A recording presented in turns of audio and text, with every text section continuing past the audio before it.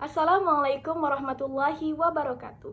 Saya Ririn Pratiwi dengan NIM 06031282025025 dari kelas Indralaya, Program Studi Pendidikan Ekonomi, Fakultas Keguruan dan Ilmu Pendidikan Universitas Sriwijaya.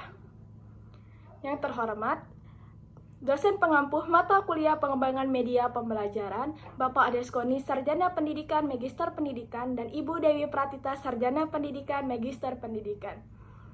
Baiklah, di sini saya akan menjelaskan aplikasi Canva sebagai salah satu media pembelajaran canggih yang sangat cocok untuk digunakan dan diterapkan dalam pembelajaran di era zaman sekarang ini. Tugas ini saya susun bertujuan untuk memenuhi ujian akhir semester mata kuliah pengembangan media pembelajaran ekonomi. Canva adalah aplikasi desain grafis online dan publikasi yang sangat mudah digunakan untuk menjembatani penggunanya agar dapat dengan mudah merancang berbagai jenis desain kreatif secara online.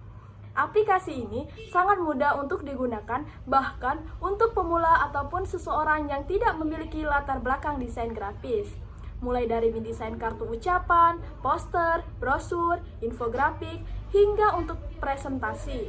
Canva ini tersedia dalam beberapa versi, yaitu versi web, iPhone, dan Android. Jadi, pemanfaatan Canva sangat cocok untuk guru yang harus menerangkan materi dengan cara presentasi, tapi tidak mau ribet membuat desainnya karena Canva sudah menyediakan lebih dari 8.000 template untuk berbagai jenis konten visual. Apalagi, Canva bisa diakses melalui perangkat desktop maupun mobile sehingga guru bisa menyelesaikan slide presentasi dimanapun dan kapanpun, tidak terikat waktu dan tempat.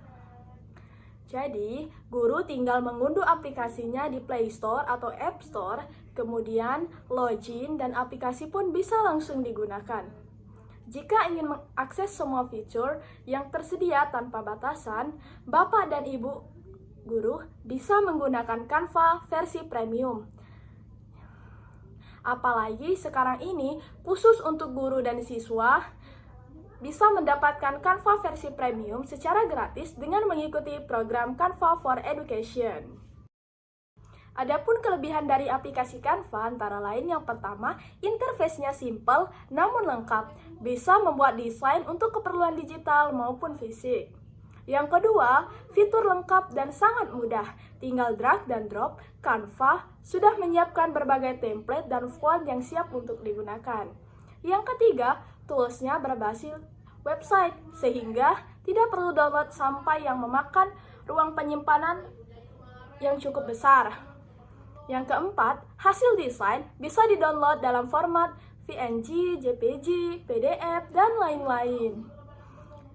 Yang kelima, hasil desain juga otomatis tersave pada web Canva dan dapat di-share di sosial media. Sehingga apabila pada saat mengedit hasil presentasi terdapat kendala jaringan, maka guru maupun siswa tidak perlu takut hasil yang diedit akan hilang. Selanjutnya, kekurangan dari aplikasi Canva ini ialah 1. Menggunakan kuota data untuk mengakses aplikasi tersebut. Yang kedua, jika sinyal sedang tidak bagus, akan mempengaruhi kinerja Canva. Yang ketiga, beberapa fitur harus memakai Canva Premium.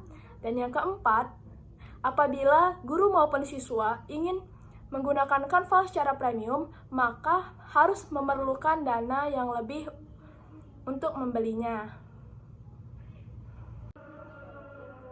Baiklah, untuk langkah-langkah pemakaian aplikasi Canva dalam pembelajaran ekonomi, simak video berikut ini. Baiklah, langkah yang pertama yaitu masuk ke aplikasi Canva, kemudian daftar menggunakan Google. Pilih akun Google. Setelah masuk ke aplikasi Canva, klik untuk pilih template poster yang telah disediakan oleh Canva. Lalu edit template yang sudah ada tadi sesuai kebutuhan materi pembelajaran dan keinginan. Kita bisa menggunakan fitur-fitur yang ada untuk mengedit template. Setelah itu, masukkan materi kebijakan moneter yang telah disiapkan sebelumnya ke dalam poster, lalu sesuaikan teks materi dengan shape atau elemen yang sudah dipilih. Bisa ditambahkan gambar animasi yang berhubungan dengan materi pertumbuhan ekonomi agar tampilan lebih menarik.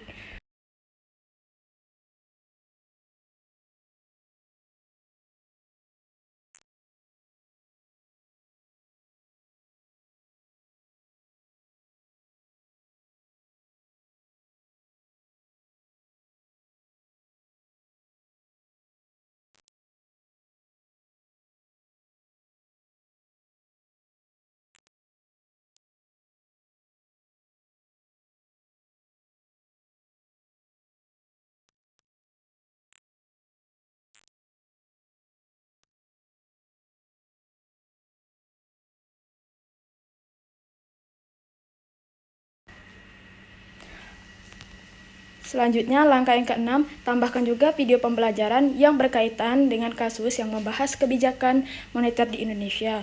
Video pembelajaran tersebut dapat membuat pembelajaran nantinya tampak lebih menarik.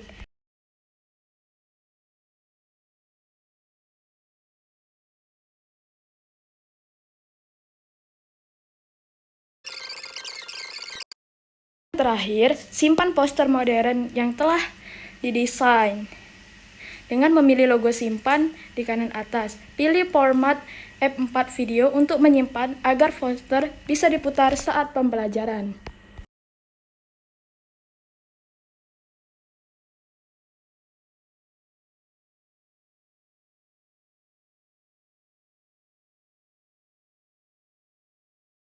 Seperti yang kita ketahui bahwa pandemi COVID-19 ini sudah menunda segala kegiatan aktivitas kita di segala bidang. Salah satu bidang yang paling berkesan itu adalah bidang ekonomi. Seperti yang kita ketahui, banyak orang yang udah berbisnis dalam jangka waktu yang sangat lama akhirnya harus menunda, harus menutup usaha mereka gara-gara pandemi ini. Banyak dari mereka yang mengalami penurunan penjualan, kemudian kerugian hingga kebangkrutan sehingga mereka harus menutup usahanya secara permanen. Nah, selain itu teman-teman, pemerintah kita juga mengalami ketertundaan dalam melaksanakan kegiatan ekonominya. Pemerintah kita sudah menetapkan anggaran-anggaran dan dialokasikan ke bidang-bidang tertentu. Namun, gara-gara pandemi COVID-19 ini, pemerintah harus mengganti atau merevisi anggaran-anggaran tersebut dan mengganti kepentingannya untuk dialokasikan ke bidang penanganan COVID-19 ini. Jadi teman-teman, untuk mengatasi permasalahan ini, pemerintah memiliki kebijakan yang disebut kebijakan moneter dan kebijakan fiskal untuk mengatasi permasalahan tersebut. Nah, jadi apa saja sih kebijakan-kebijakannya? Mari kita bedah satu persatu.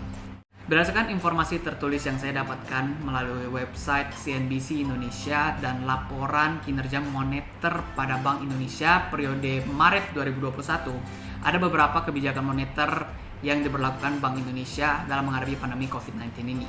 Yang pertama itu adalah stimulus moneter untuk dunia bisnis usaha di Indonesia. Caranya adalah gimana? Yaitu penurunan suku bunga acuan pada Bank Indonesia menjadi 3,5% per 20 April 2021 ini. Tujuannya untuk apa? Tujuannya adalah untuk menurunkan suku bunga keseluruhan pada perbankan yang ada di Indonesia, sehingga usaha-usaha yang ada di Indonesia bisa memperoleh modal dengan biaya kredit yang lebih murah, sehingga ini bisa mengembangkan bisnis usaha yang ada di Indonesia. Kemudian kebijakan moneter yang kedua adalah menjaga stabilitas nilai rupiah atau yang disebut dengan intervensi pasar oleh Bank Indonesia.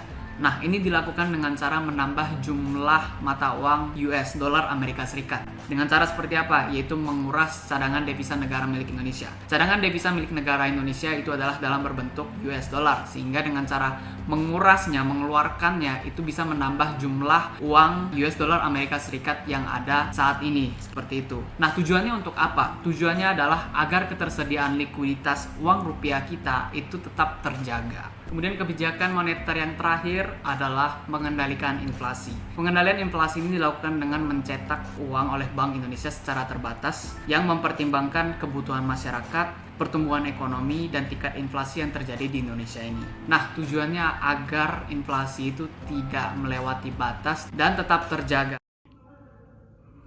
Baiklah, itulah yang dapat saya jelaskan mengenai pemanfaatan aplikasi Canva sebagai salah satu media canggih yang dapat diterapkan dalam pembelajaran ekonomi. Apabila ada kekurangan dan kesalahan, saya ucapkan mohon maaf yang sebesar-besarnya. Akhiri kata, saya ucapkan wassalamualaikum warahmatullahi wabarakatuh.